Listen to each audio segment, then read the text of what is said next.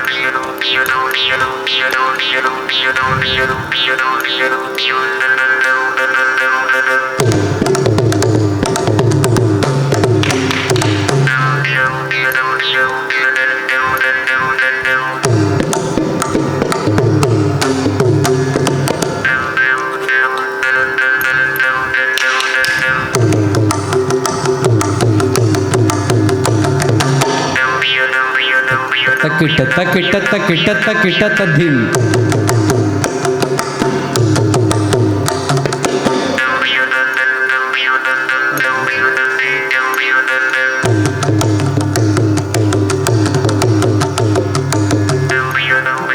ಅರ್ಧ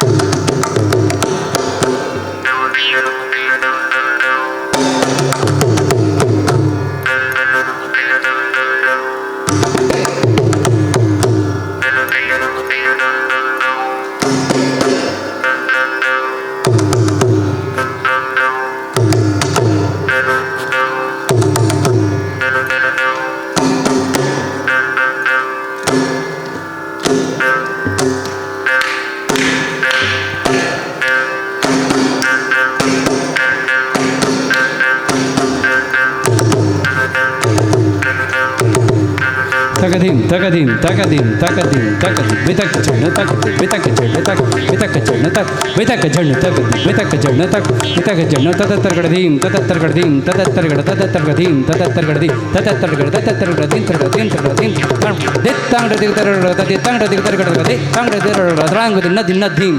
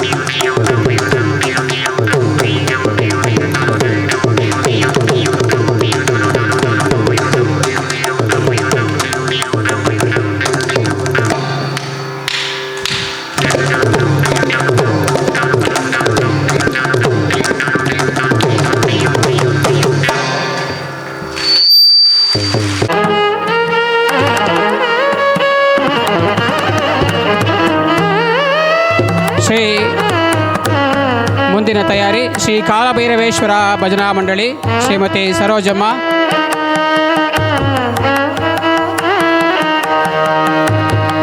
ಇದೀಗ ಶಂಕರ ಭಜನಾ ಮಂಡಳಿಯ ಶ್ರೀ ಕೇಶವಮೂರ್ತಿ SN ಹಾಗೂ ಅವರ ಸದಸ್ಯರಿಗೆ ತಂಡದ ಸದಸ್ಯರಿಗೆ ಗೌರವ ಸಮರ್ಪಣೆಯನ್ನು ನಡೆಸಲಾಗ್ತಿದೆ.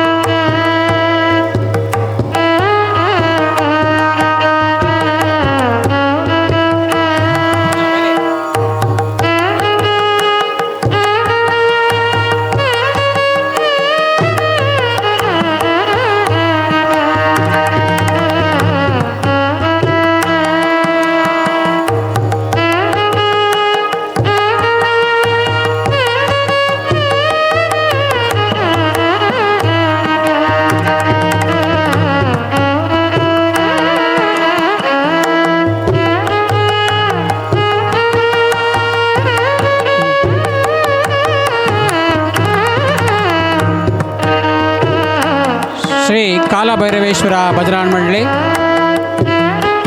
ಇದೀಗ ಶ್ರೀಮತಿ ಸರೋಜಮ್ಮ ಮತ್ತು ಆ ತಂಡದ ಎಲ್ಲ ಸದಸ್ಯರು ಕೂಡ ವೇದಿಕೆ ಮೇಲೆ ಆಗಮಿಸಬೇಕಾಗಿ ಪ್ರಾರ್ಥಿಸ್ತೇನೆ. ಆದಿಶಕ್ತಿ BGS ಮಹಿಳಾ ಸಂಘ ಅದರ ಅಧ್ಯಕ್ಷರು ಶ್ರೀಮತಿ ಚಂದ್ರಮ್ಮ ಮತ್ತು ಎಲ್ಲ ಪದಾಧಿಕಾರಿಗಳು ಸದಸ್ಯರು ವೇದಿಕೆ ಮೇಲೆ ಆಗಮಿಸಬೇಕಾಗಿ ಪ್ರಾರ್ಥಿಸ್ತೇನೆ.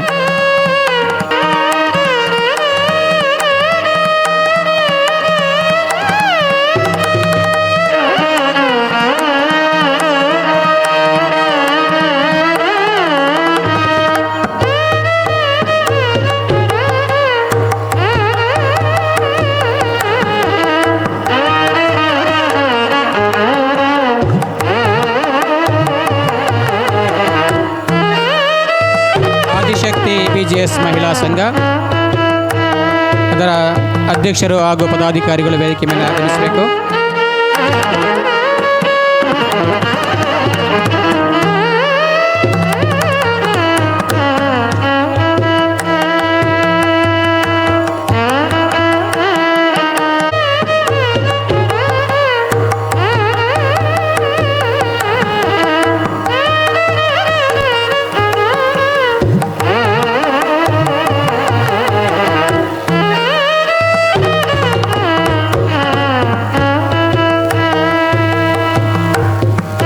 ಈಗ ಗೀತಾ ಸತ್ಸಂಗ ಅದರ ಅಧ್ಯಕ್ಷರು ಶ್ರೀಮತಿ ಸರಸ್ವತಮ್ಮ ಮೇಲೆ ಮುಂದಿನ ತಯಾರಿ.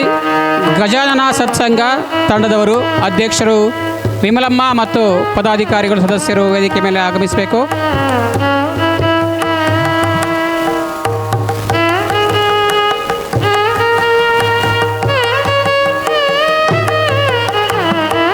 ಗಜಾನನ ಸತ್ಸಂಗ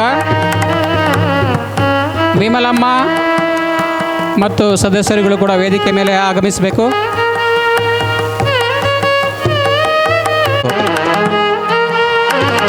ಗಜಾನನ ಸತ್ಸಂಗ ಆದ ನಂತರದಲ್ಲಿ ಶಾರದಾ ಕಲಾ ಸಂಘ ಶ್ವೇತಾ ಮೋಹನ್,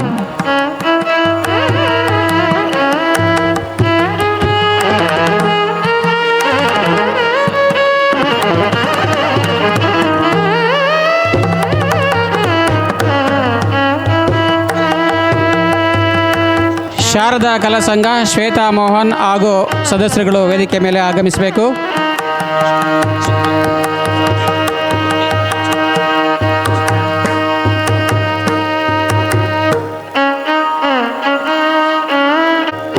ನಚಾರಮ್ಮ ಸಂಕೇತಿ ಭಜನಾ ಮಂಡಳಿ,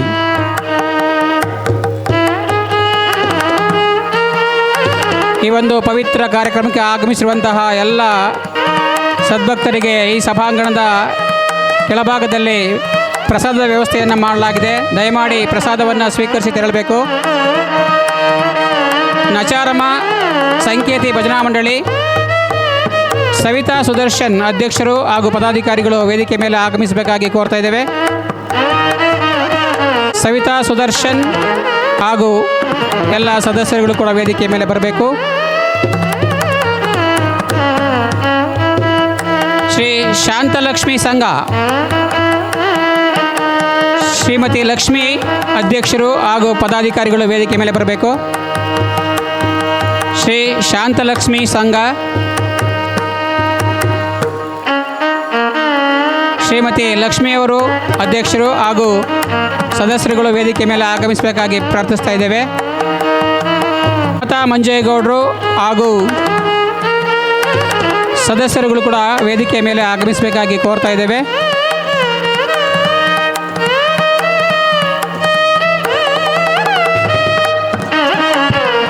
ಛಾಯಾಪುತ್ರ ಭಜನಾ ಮಂಡಳಿ ಶಾಂತಲಕ್ಷ್ಮಿ ಆದ ನಂತರದಲ್ಲಿ ಛಾಯಾಪುತ್ರ ಭಜನಾ ಮಂಡಳಿ ಸದಸ್ಯರು ಅಧ್ಯಕ್ಷರು ಮಮತಾ ಮಂಜೇಗೌಡರು.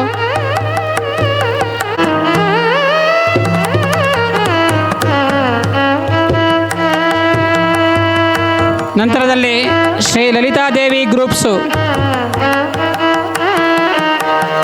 ಶ್ರೀ ಲಲಿತಾದೇವಿ ತಂಡ ಭಜನಾ ತಂಡ, ಈ ತಂಡದ ಅಧ್ಯಕ್ಷರು ಶ್ರೀಮತಿ ಲಕ್ಷ್ಮಿಯವರು ಮತ್ತು ಸದಸ್ಯರು ವೇದಿಕೆ ಮೇಲೆ ಆಗಮಿಸಬೇಕಾಗಿ ಕೋರ್ತಾ ಇದ್ದೇವೆ. ಶ್ರೀ ಗೌರವ ಸಮರ್ಪಣೆಯನ್ನು ಸ್ವೀಕರಿಸಿದಂತಹ ಎಲ್ಲ ತಂಡದ ಸದಸ್ಯರು ದಯಮಾಡಿ ವೇದಿಕೆಯಿಂದ ಕೆಳಗಿಳಿಬೇಕು.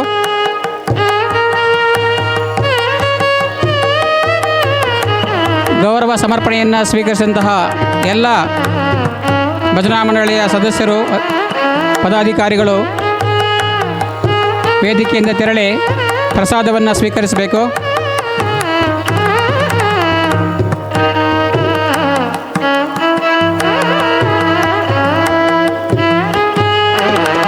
ರೇಣುಕಾ ಯಲ್ಲಮ್ಮ ಮಹಿಳಾ ಭಜನಾ ಮಂಡಳಿ, ಆ ತಂಡದ ಅಧ್ಯಕ್ಷರು ವರಲಕ್ಷ್ಮಿಯವರು, ವರಲಕ್ಷ್ಮಿ ಮತ್ತು ಶಿವಣ್ಣ ಆಚಾರ್ ತಂಡದ ಸದಸ್ಯರು ಅಧ್ಯಕ್ಷರು ವೇದಿಕೆ ಮೇಲೆ ಬರಬೇಕು. ಶ್ರೀ ಶನೇಶ್ವರ ಭಜನಾ ಮಂಡಳಿ ಶಿವಣ್ಣ ಆಚಾರ್, ಹಾಗೂ ಅದರ ಸದಸ್ಯರು ದಯಮಾಡಿ ವೇದಿಕೆ ಮೇಲೆ ಬರಬೇಕು.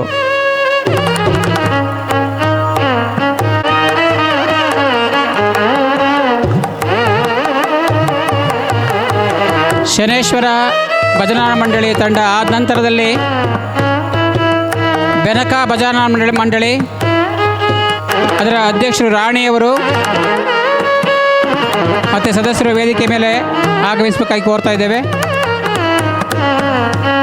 ಬೆನಕ ಭಜನಾ ಮಂಡಳಿ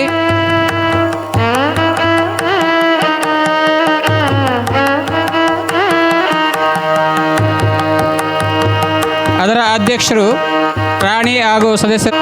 ನಂತರದಲ್ಲಿ ಸಿರಿಕೃಪಾ ಭಜನಾ ಮಂಡಳಿ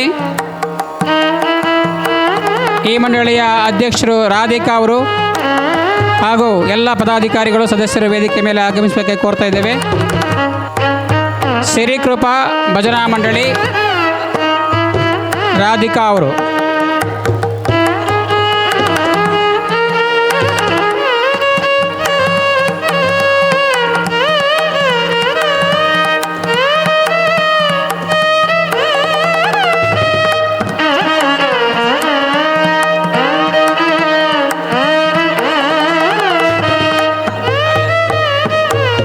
ಸಿರಿಕೃಪಾ ಭಜನಾ ಮಂಡಳಿಯ ತಂಡದ ಶ್ಯಾಮಲಾದೇವಿಯವರು ಅದರ ಸದಸ್ಯರು ವೇದಿಕೆ ಮೇಲೆ ಆಗಮಿಸಿ ಕೋರ್ತಾ ಇದ್ದೇವೆ.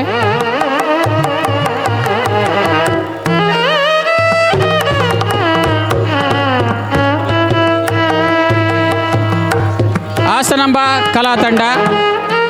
ನಂತರದಲ್ಲಿ ಹಾಸನಾಂಬ ಕಲಾ ತಂಡ ಅದರ ಅಧ್ಯಕ್ಷರು ಪದ್ಮಾವತಿ ವೆಂಕಟೇಶ್. ಹಾಸನಾಂಬ ಕಲಾ ತಂಡ ಪದ್ಮಾವತಿ ವೆಂಕಟೇಶ್.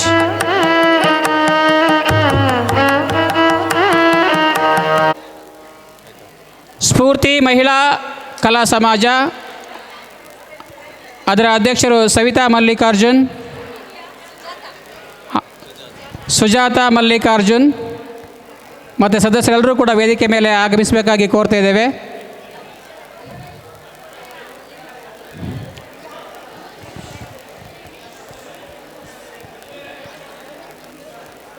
ಸ್ಫೂರ್ತಿ ಮಹಿಳಾ ಕಲಾ ಸಮಾಜ ಈ ಒಂದು ಭಜನಾ ಮಂಡಳಿಯ ಅಧ್ಯಕ್ಷರು ಸುಜಾತಾ ಮಲ್ಲಿಕಾರ್ಜುನ್ ಹಾಗೂ ಪದಾಧಿಕಾರಿಗಳು ಸದಸ್ಯರು ಎಲ್ಲರೂ ವೇದಿಕೆ ಮೇಲೆ ಆಗಮಿಸಬೇಕಾಗಿ ಕೋರ್ತಾ ಇದ್ದೇವೆ.